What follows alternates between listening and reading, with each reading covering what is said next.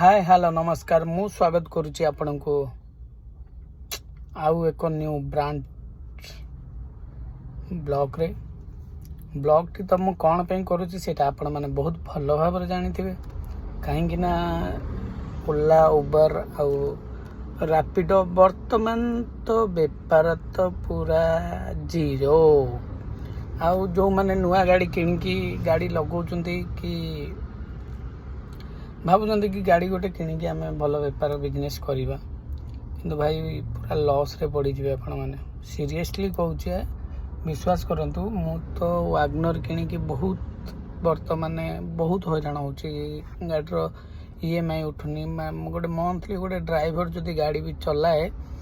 तो अति कमटा आप प्राइवेट गाड़ी चलेब अति कमटा आपण मानकर 15,000 टंका सैलरी हम किंतु ओला उबर केवल आपणकर गाड़ीर ईएमआई उठेले आसिक आप राति पाई जाइथिबो तो ता बाद तमे माने भाबुथबो कि आमे गाड़ी किणीचु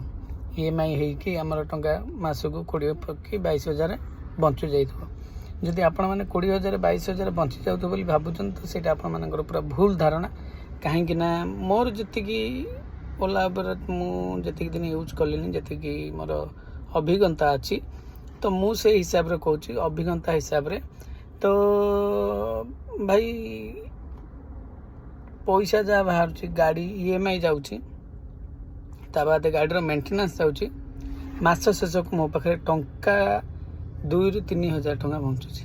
भावतु मुझे केमी चलि गोटे मास जदि आपण मानक भिडियोटी भल लगी ताले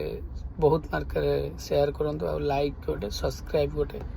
कर दियंतु प्लीज रिक्वेस्ट।